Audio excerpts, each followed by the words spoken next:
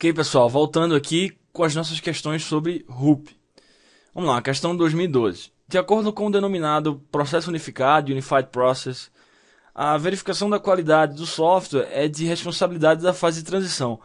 Antes de eu analisar essa questão aqui, deixa eu só falar algo para vocês que eu acho que eu não comentei no trecho introdutório. Eu mostrei para vocês que na criação do RUP, os três autores, o Bock, o Jacobson e o Rambaud, no artigo original, chamavam o processo que eles estavam concebendo de processo unificado. Tá? E depois o processo unificado, eles acabaram dando o nome de Rational Unified Process, né? Processo unificado da Rational. Simplesmente porque eles foram contratados por essa empresa, que era bem grande na década de 90, chamada Rational, que depois foi comprada pela IBM. Então, muita gente me pergunta, no meu edital caiu para estudar processo unificado, mas eu só conheço RUP. É a mesma coisa? Como é? Eu posso confiar? Pode. É a mesma coisa. Para concurso é a mesma coisa. Veja, academicamente até existe uma diferença sutil, né? O processo unificado ele é mantido pela academia, ele é um processo aberto, enquanto que o RUP ele é mantido por uma empresa. Hoje em dia a IBM, né? Antigamente era a Rational, então na verdade é um produto comercial da IBM. Academicamente existe uma diferença, pessoal, mas eu nunca vi uma questão que não pudesse. Eu já, enfim, estudo RUP há muitos anos, eu sou certificado RUP, inclusive recomendo que você tire a certificação, não é uma certificação difícil. Então não se preocupe, para concurso pode estudar tranquilamente o RUP lá da IBM, que você baixa na IBM. Quando você vê processo unificado no seu edital, é a mesma coisa de RUP, tá? Pode baixar lá no site da IBM e estudar isso aí que eu estou falando para vocês, ok? Estou dizendo isso porque muita gente tem esse tipo de dúvida, né? Vez ou outra me perguntam por e-mail, etc. Então já fica logo esclarecido isso aí para vocês. Bom, voltando aqui então para a questão que a gente está analisando. De acordo com o denominado processo unificado, Unified Process, a verificação da qualidade do software é de responsabilidade da fase de transição. Falso, né, pessoal? A gente viu que uma das boas práticas do RUP é exatamente a verificação contínua da qualidade. Então, quando ele diz que a verificação da qualidade é de responsabilidade da fase de transição, é como se estivesse dizendo assim, a qualidade ela só é verificada no final, na fase de transição, que é a última fase do RUP. Está totalmente falso. Porque a verificação da qualidade no RUP ela é contínua, ela vem desde as fases iniciais e é de responsabilidade de todas as etapas do modelo. Todas as fases têm alguma forma de fazer verificação e validação de qualidade do RUP, ok? Falsa essa questão daí. Próxima. O RUP é uma técnica usada na modelagem de sistemas. Com relação a esse assunto, assinale a opção correta. Então, veja, isso é um enunciado da questão, tá, pessoal?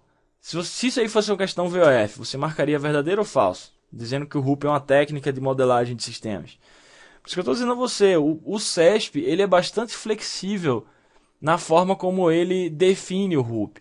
A gente sabe que a definição mais correta é de plataforma de processo, né? Framework de processo. Mas se vocês pegarem essas questões do CESP, vocês vão ver aqui que no próprio enunciado das questões aparece termos como modelo, metodologia, processo, técnica, enfim, varia, ok? E por isso mesmo que eu não tenho preocupação de ficar chamando o RUP sempre de framework de processo, até porque enrola a minha língua e é até mais difícil de falar. Simplesmente é mais fácil chamar de processo. O processo RUP ou a metodologia RUP, tá? Tanto faz, isso não vai tornar as questões falsas ou verdadeiras aqui no contexto do CESP, tá? Estou provando isso para vocês pelo próprio enunciado dessa questão. Mas vamos lá. Letra A. Uma das principais características do RUP é o uso da iteração, que por meio de refinamentos sucessivos melhora o entendimento do problema. Verdadeira, né? É correta essa letra A, é a resposta da questão. A gente viu que a primeira característica do RUP que eu mostrei para vocês, talvez a mais significativa, é que o RUP é um framework iterativo e incremental. Então, uma das suas principais características, como a questão está dizendo, é o uso da iteração. E o que é uma iteração, pessoal? Não são pequenas passadas de desenvolvimento? Ou seja, uma iteração é um mecanismo que, por meio de refinamentos sucessivos, vai melhorando o entendimento do seu problema. Porque cada vez que você passa por uma iteração, você desenvolve um pedaço do seu produto e, ao final dessa passada que você entrega o incremento, você tem um melhor entendimento do seu problema. Verdadeira, letra A. é a resposta da questão, certo? Vamos ver o erro das outras. O Rup fornece uma metodologia que utiliza um conjunto de ferramentas, modelos e entregáveis que interagem diretamente com o código do sistema desenvolvido, agilizando o processo de compilação. Nada a ver, né, pessoal? O que foi que eu falei aqui de compilação? Compilar código. Veja, o Rup ele tem uma série de ferramentas, modelos e entregáveis associados à IBM, porque o Rup ele é um produto comercial da IBM. Então, por exemplo, as próprias ferramentas, ferramenta de requisitos, o famoso Requisite Pro é da IBM. Ferramenta de testes, você tem todas aquelas suítes de testes que são da IBM também. Modelos, entregáveis, os próprios templates são disponibilizados pela própria IBM, porque ele é um produto comercial. Agora, alguns desses modelos, algumas dessas ferramentas até podem interagir diretamente com o código do sistema, se for uma ferramenta de desenvolvimento, por exemplo. Mas dizer que fornece um conjunto de ferramentas e modelos que agilizam o processo de compilação, não, né, pessoal? Não ficou uma boa afirmativa, não tem nada a ver com o que a gente falou aqui dessas características básicas do Rup. Tem nada a ver com compilar código. Falso a letra B. Letra C. Pelo fato do Rup ser muito complexo, seu foco evita a redução de riscos. Totalmente falso. Essa fase é tratada diretamente na OML. Não existe fase de redução de riscos. E os riscos eles não são tratados na OML. E outra coisa, essa letra C diz que o Rup evita a redução de riscos. Pelo contrário, o Rup ele é planejado por riscos. O Rup ele trata riscos o mais rápido possível, o mais cedo possível. Tá? Então ele foca em riscos, não evita riscos. Certo? Falsa letra C. Letra D. O Rup reduz sensivelmente os requisitos de documentação de um projeto. Falso, pessoal. Lembre-se, o Rup ele é considerado um framework de processos tradicional.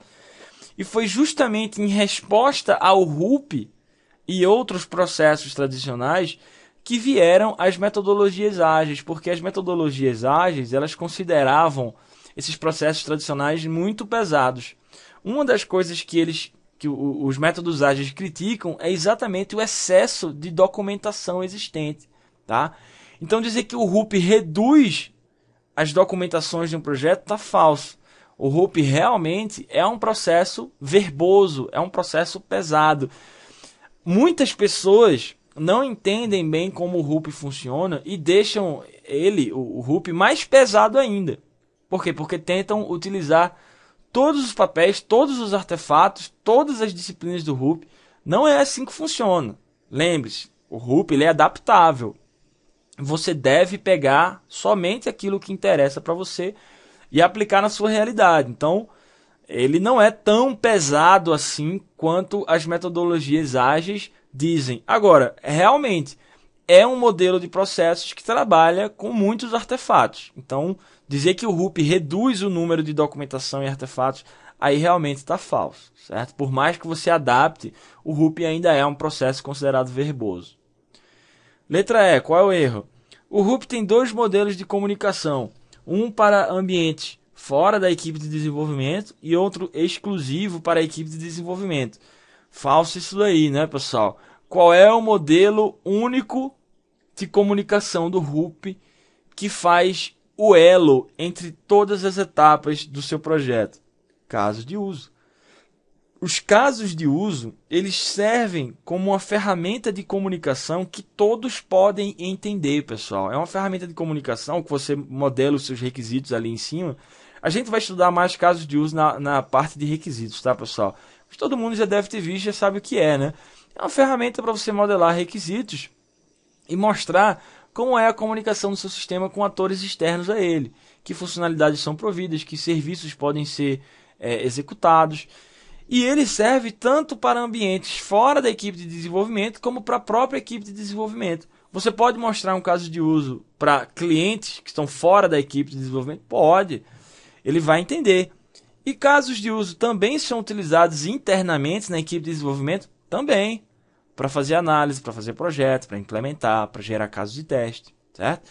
Então não tem dois modelos de comunicação. É um só e esse modelo é o modelo de requisitos, é o modelo de casos de uso.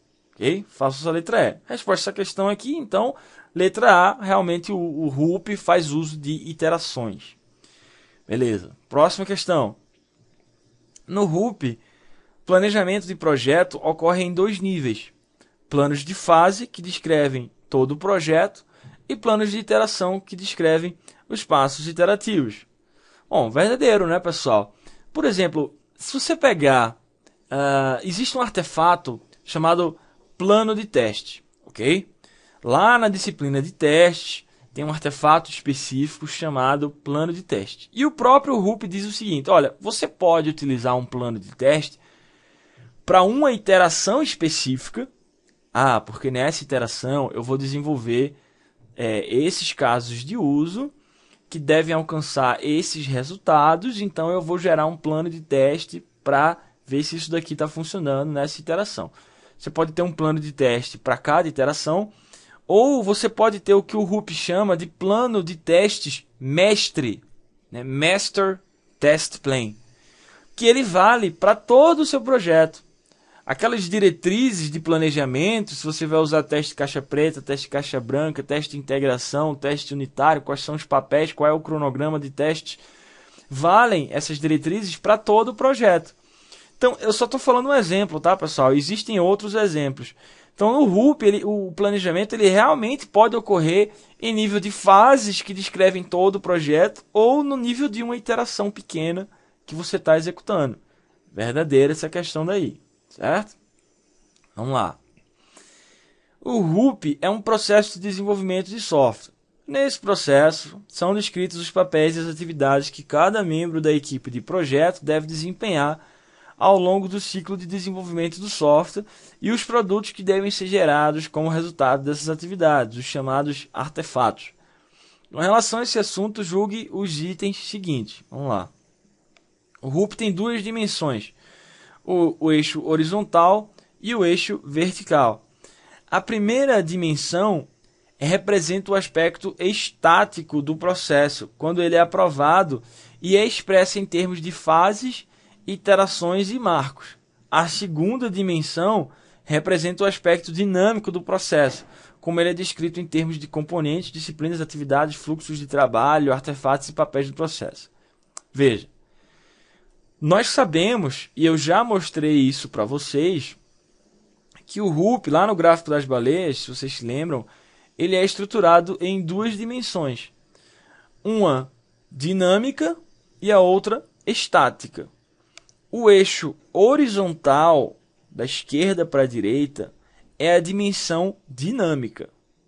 E o eixo vertical, de cima para baixo, é a dimensão estática. A dimensão dinâmica ela é expressa em termos de fases, de fases, de iterações, de marcos. Ou seja, ela é expressa em termos do passar do tempo do seu projeto. Por isso que ela é chamada de dinâmica, né? Porque o tempo é considerado.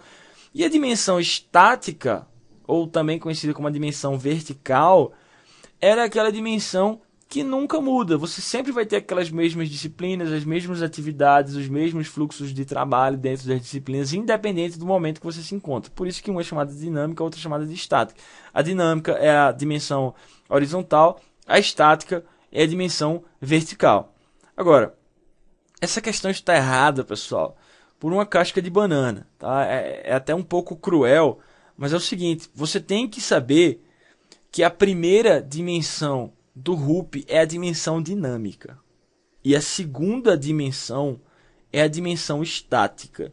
Essa questão 57 aí, ela está errada. Porque, por exemplo, ela falou que, olha só, a primeira dimensão representa o aspecto estático do processo, quando ele é aprovado em termos de fases, iterações e marcos. Então, primeiro, a primeira dimensão, ela é a dimensão dinâmica. Fases, iterações e marcos. Então, primeira dimensão, dimensão dinâmica, fases, iterações e marcos. Então, a questão trocou, né? Ó, ela disse que a primeira dimensão era a dimensão estática. Não é. É a dimensão dinâmica. Certo? Que é expressa em termos de fases, iterações e marcos. E a segunda dimensão é que é a dimensão estática, representada por disciplinas, atividades e fluxo de trabalho. Então, resumindo, essa questão aí trocou estático com dinâmico nas dimensões que foram representadas e por isso está falsa. Certo? Beleza, vamos lá. Próxima questão. Projeto que usa o desenvolvimento iterativo tem um ciclo de vida que consiste em várias iterações. Uma iteração incorpora um conjunto quase sequencial de atividades em modelagem de negócio, requisitos, análise, design, implementação, teste e implantação, em várias proporções, dependendo do local em que ela está localizada no ciclo de desenvolvimento. Perfeita essa questão daí, verdadeiríssima. Eu falei, o que é uma iteração no Ruby? Nada mais é do que a passada pela sequência de disciplinas de engenharia do seu projeto. E essa interação, ela incorpora, pessoal, um conjunto quase sequencial de passagem pelas disciplinas de modelagem de negócio, requisitos. Por que quase sequencial? Porque dependendo da iteração, pode ser que você não tenha uma disciplina ou outra sendo executada. Você sempre passa por todas elas para analisar a necessidade de execução, mas nem sempre você executa verdadeiramente aquela disciplina. Então, é um conjunto quase sequencial de atividades, certo? E ele diz, ó, essas atividades aí de modelagem de negócio, requisitos, etc., elas podem ocorrer em várias proporções, dependendo do local que está localizado. Sim, é exatamente o que eu falei, com várias ênfases, certo? Dependendo da importância que você dá a cada disciplina. Ele chamou as disciplinas aí, pessoal, de atividades, tá? Conjunto quase sequencial de atividades em modelagem de negócio, etc, etc. Mas uma disciplina contém atividades dentro dela, ok? Então, você pode interpretar dessa forma também, como essa questão colocou, tranquilamente, tá verdadeiríssimo. Vamos ver a próxima. Na denominada fase de elaboração, tipicamente o foco é inserido na maneira como se gerencia o requisito e como se gerencia o projeto. Falso, pessoal.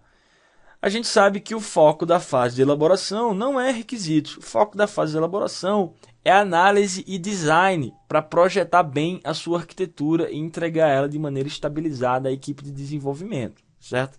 Então, fase de elaboração não tem foco em requisitos e gestão de projetos. O foco em requisitos, por exemplo, ele é muito grande na fase de iniciação, certo? E o foco em gestão de projetos, na verdade, ele é distribuído em todas as fases, porque gestão de projetos é uma disciplina de suporte do Ruby. Então, se vocês pegarem o gráfico das baleias e olharem com calma, vocês vão ver que a disciplina de gestão de projetos, ela meio que aparece em todas as fases de maneira mais ou menos igualitária, certo? Então, falsa essa questão. Não é o foco da fase de elaboração. Próxima. De acordo com o Ruby, a fase de concepção consiste basicamente de quê? Letra A.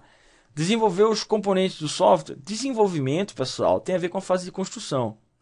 Veja, eu não estou dizendo, eu vou falar isso de novo, porque talvez seja a coisa que mais confunde a cabeça das pessoas que estudam Ruby. Tá? Essa é uma questão recente, de 2013. Então, olha só.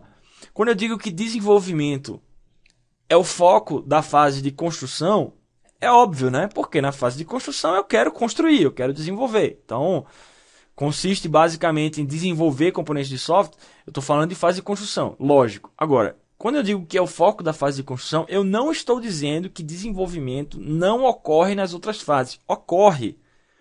Pode ocorrer em todas as outras fases, do início até o fim. Ok? Eu só estou dizendo que ocorre mais na fase de construção, porque existe uma maior ênfase na fase de construção. Ok? Beleza, mas com certeza não é o foco da primeira fase, né? A fase de concepção, falsa letra A. Letra B, converter bases de dados. Esses requisitos, pessoal, de conversão, essas funcionalidades de conversão, normalmente elas ocorrem na fase de transição e não na fase de concepção. Por quê? Porque na fase de transição eu estou preocupado em implantar o meu sistema no seu ambiente-alvo. E normalmente isso envolve alguma forma de você converter dados, de você migrar uma tabela do sistema antigo para o sistema novo, de você migrar funcionalidades, converter bases de dados, como está sendo dito aí na letra B. Isso não é da fase de concepção. Falsa letra B. Letra C. Identificar os atores que interagem com o sistema. Bom, aí sim, né? Se na fase de concepção, pessoal, que é a primeira fase, eu estou preocupado com requisitos, e requisitos no Ruby é basicamente sinônimo de casos de uso, E casos de uso mapeiam atores que interagem com o meu sistema. Então, seguindo essa linha lógica de argumentação, a fase de concepção tem como um dos seus focos identificar os atores que vão interagir com o sistema e chamar as funcionalidades desse sistema, porque isso tem a ver com os requisitos do meu sistema e requisitos tem a ver com a fase de iniciação. Letra C, a resposta dessa questão, certo?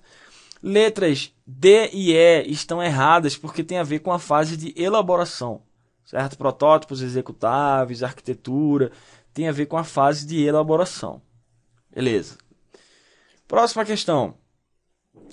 Elaboração no contexto do RUP é uma fase que visa criar a baseline para a arquitetura do sistema a ser desenvolvido. E, no contexto de engenharia de requisitos, a elaboração consiste em atividade cujo objetivo é o desenvolvimento de um modelo técnico refinado das funções, características e restrições do sistema. Verdadeiríssima essa questão também. Olha só, ela falou várias coisas importantes. Elaboração, no contexto do RUP, visa criar uma baseline arquitetural do sistema. Uma baseline, pessoal, como o próprio nome já indica isso, é uma linha de base, é uma versão estabilizada, é uma fotografia daquele artefato que foi aprovada, que foi validada, verificada pelo seu cliente e que você pode confiar naquela versão. Isso é uma versão de baseline, certo? De qualquer coisa, pode ser de arquitetura, pode ser de modelo de requisitos. Toda vez que você gera uma baseline de alguma coisa, é uma versão aprovada e congelada no tempo, é uma fotografia confiável.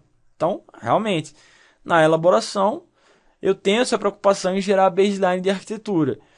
E, além de atividades de arquitetura, eu também estou refinando o meu modelo de requisitos. Veja, é o que eu falei para vocês.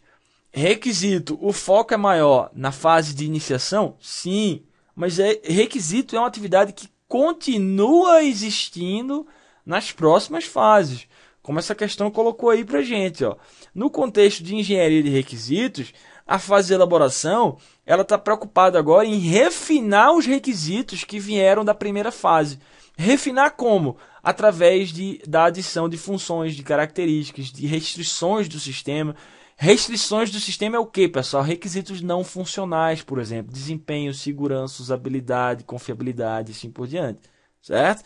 Então, continua existindo requisitos, só que com um foco diferenciado nas próximas fases. Verdadeira essa questão daí. Próxima questão. O RUP é um modelo de processo de desenvolvimento genérico e moderno, organizado em fases. Concepção, elaboração, construção e implantação, que separa as atividades em requisitos, análise e projeto. Mas a questão está toda errada, né, pessoal? Bom, ele é um desenvolvimento, é um modelo de processo de software genérico e moderno. Bom, pode até ser, pode até considerar, né? Apesar de que os modelos mais modernos são as metodologias ágeis. Mas vamos imaginar que fosse, dependendo do ponto de vista. Ele é organizado em fases, sim. Concepção, elaboração, construção e transição. Ok? Não implantação. Implantação é disciplina. Não é fase do RUP. Então já está errada aí a questão.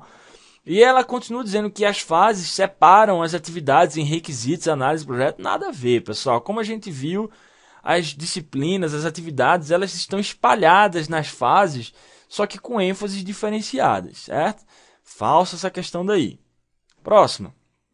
O processo unificado é um processo iterativo para a análise de projetos orientados a objetos, no qual o trabalho e as iterações são organizados em 3 fases principais: concepção, elaboração e construção. Bom, faltou a 4ª fase, né, pessoal? Veja, quando as questões do CESP elas citam um conjunto de elementos de maneira enumerada, de maneira taxativa, o que é que eu estou querendo dizer com isso? O trabalho e as iterações no RUP são organizados em 3 fases. Aí 2 pontos. Aí ele fala da primeira, da segunda e da terceira fase, mas não fala da 4ª. Quando você olha uma questão como essa, você tem que interpretar esse tipo de coisa como se fosse uma lista taxativa de elementos e não uma lista exemplificativa. O que eu estou querendo dizer?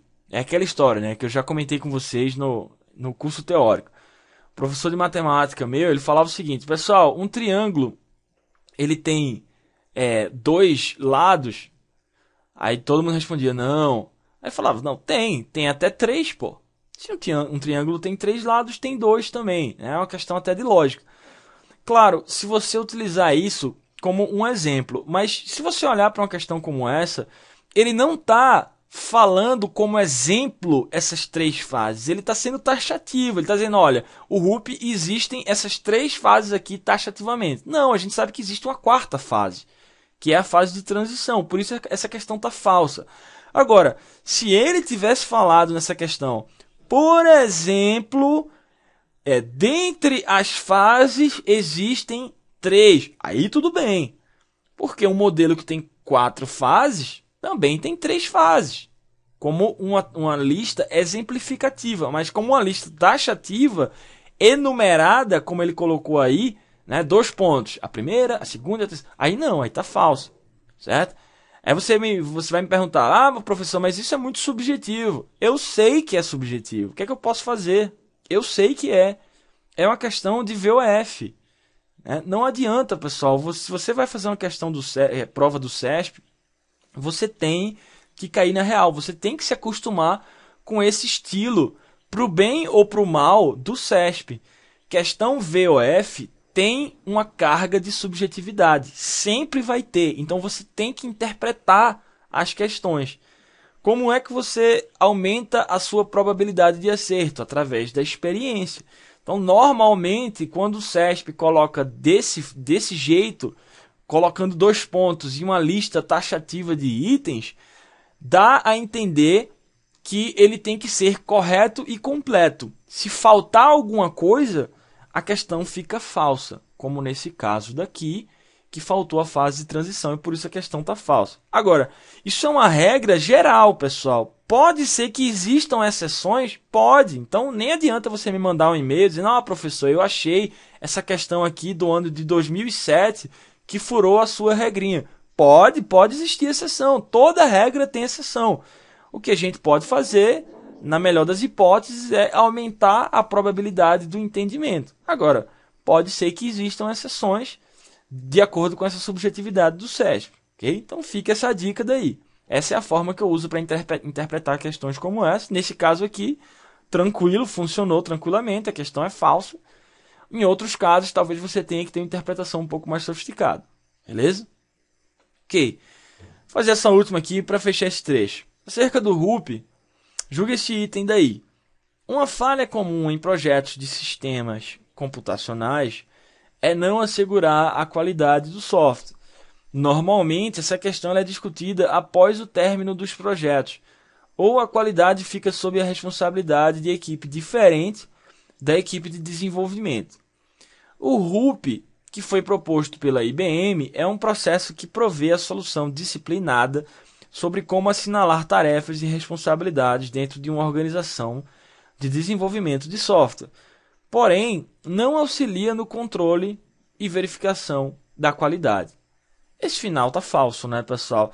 Vocês devem ter percebido que o começo da questão está corretíssimo, né? Tá todo ok.